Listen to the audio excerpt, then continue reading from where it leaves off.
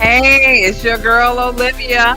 Welcome to the 10-minute live spark with your host Olivia Odileke. It's a pleasure to be with you today.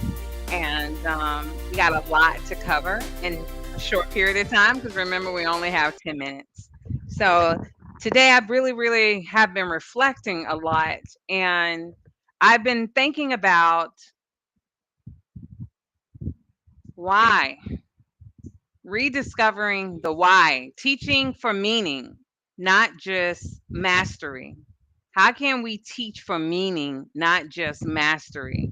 So, I want you to think about why did you become a teacher? Why did you become a teacher? Now, how often do you get to teach in a way that reflects that reason? Let's linger over that. How often do you get to teach in a way that reflects that reason? So let's think about it this way. We're in a system that unintentionally kind of swiped the meaning for mastery. So we focus on test scores, have to become our scoreboard. Coverage is prioritized over connection. It's like, I got to cover this. I don't have time to take questions from kids. I don't have time to find out about them personally because I need to cover this content. And delivery is prized more than discovery. I don't have time for them to explore. I just need them to get this information. But is that the best way to learn? Is that going to get us the optimal results? Because we all talking about the same thing. Student retention. Why can't they retain the information? Student engagement. It's at an all-time low. Why are they not engaged in what they're learning? So we have to continue to ask ourselves, what is our why? And why are we teaching? And are we connecting our why in our lessons each and every day? So, test scores, coverage, delivery, what has been the result? Curiosity is declining as they leave elementary to middle and high school. It goes down at an exponential rate. Engagement, as I stated, is stagnant, and our why gets buried beneath pacing guides and paperwork because there's a lot of paperwork teachers are doing too that is sometimes just too overwhelming. So I want to share a moment and think about a moment when you saw a student light up, not because they got the answer right, but because they asked a question you didn't expect. Can you think of a moment like that?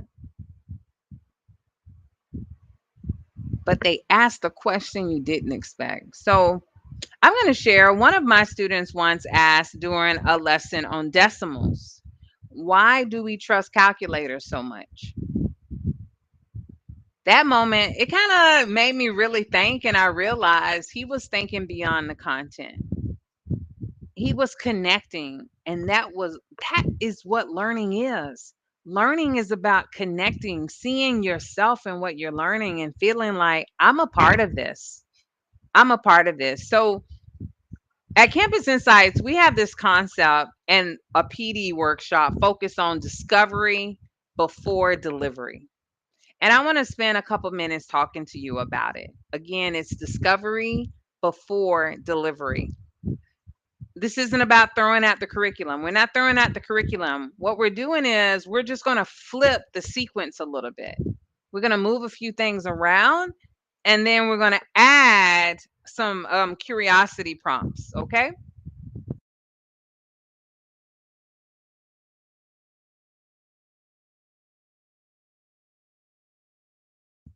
So, if our why for teaching is to prepare students for the world, why do so many lessons begin with vocabulary lists instead of real world wonder?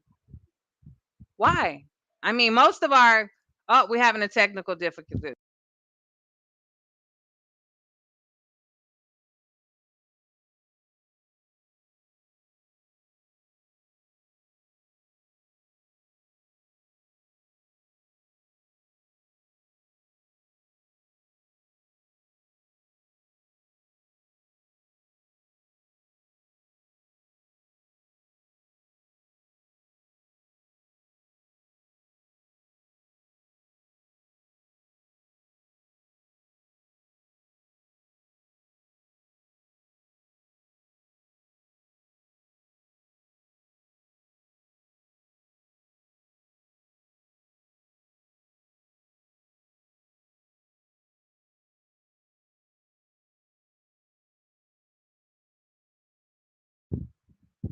All right. I was having a little technical issue. Everything is worked out. So, we were talking about discovery before delivery. And if our why for teaching is to prepare students for the world, and many teachers have that as their why. Why do so many lessons again begin with vocabulary lists instead of real world wonder?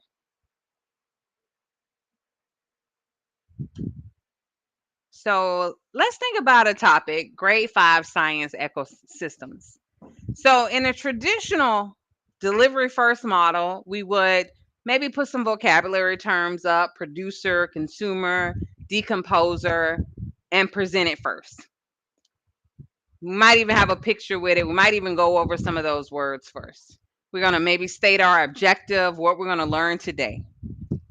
Then the teacher will begin to explain the food chain diagram. Students may copy notes and may answer textbook questions. And maybe there are some time for them to, again, write their notes and fill in their diagrams. We've learned about the ecosystem. So again, that model is more objective, direct instruction, and then we're going to have some practice. So what happens? What are the results when we use this model? What are the results?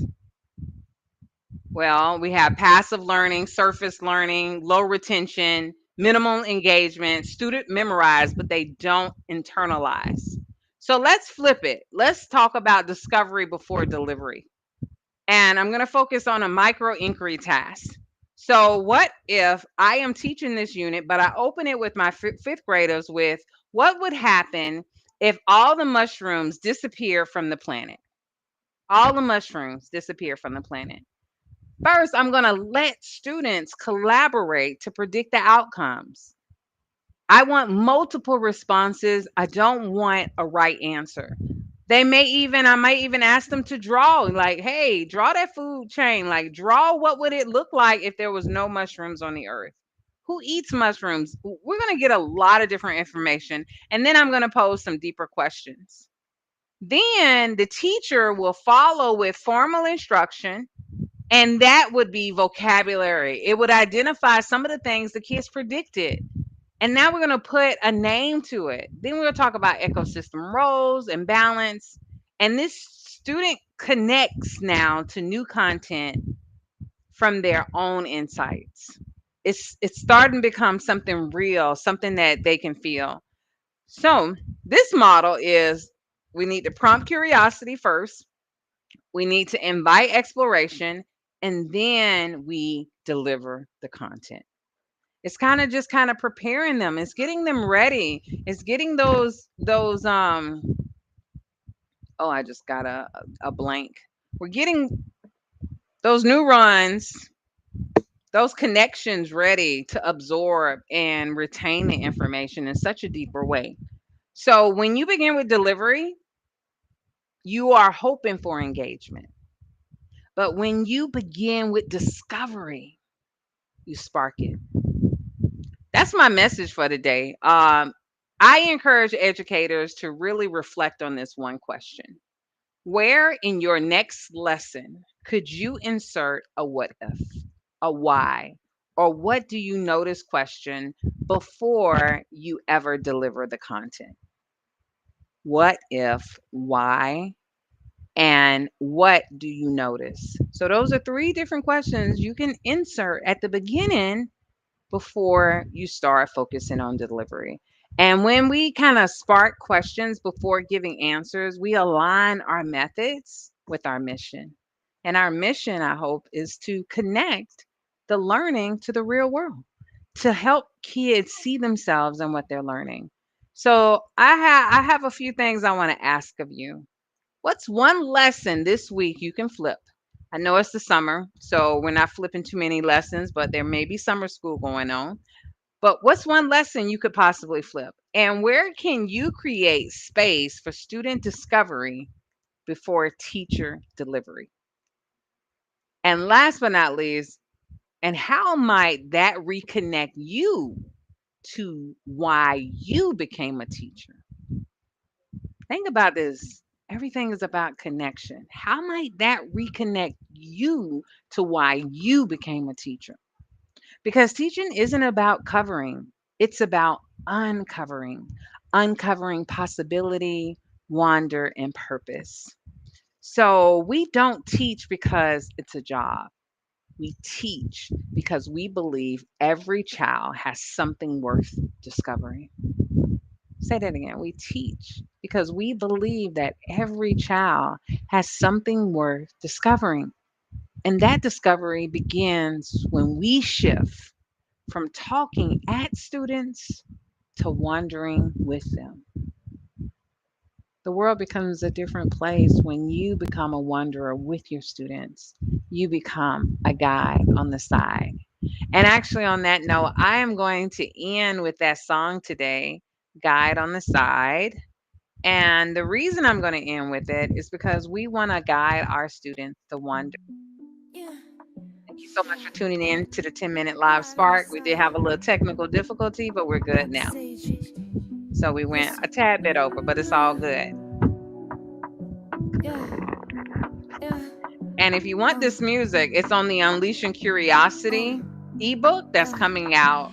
I could stand at the front, It's drop already knowledge came like out, but I'm rain, gonna but would drop a it link penetrate in deeply or the just go down the chat box drain? if See, you I'm would like shifting my role, to stepping out of get the your light, letting interactive students ebook take center, copy. it just feels right. It's hard to let go when you know all the answers, when your instincts to lead like educational dances, but true teaching ain't showing, it's helping them find the pathway to knowledge that unlocks their mind. I'm the guide on the side, not the sage on the stage, turning pages of learning at their own perfect pace, not the primary source, but a compass instead, helping navigate waters where curiosity led. I'm just a guide on the side, watching you find your own stride, not here to show you the way, but to help you discover each day. The knowledge inside of you grows when I step back and let it unfold. Guide on the side, that's my role, till you're ready to take control. Sometimes I catch myself wanting to tell all the answers directly, breaking the spell of discovery's magic when they figure it out. That moment of triumph, removing all doubt. It's patience I'm learning to wait in the wings while they wrestle with questions and what learning brings. The personalized journey ain't something I own, I'm just tending the garden where seeds have been sown. Some days it's harder, I won't even front, when progress moves slower than what I want. But when I see that spark, that independent flame, I know in that moment I've changed the game. I'm just a guide on the side, watching you find your own stride, not here to show you the way, but to help you discover each day. Good knowledge inside of you grows when I step back and let it unfold. Guide on the side, that's my role, till you're ready to take control. Lifelong learners ain't made by feeding them facts, but by teaching. That's a serious and a deep song. Lifelong learners are not developed by teaching them facts.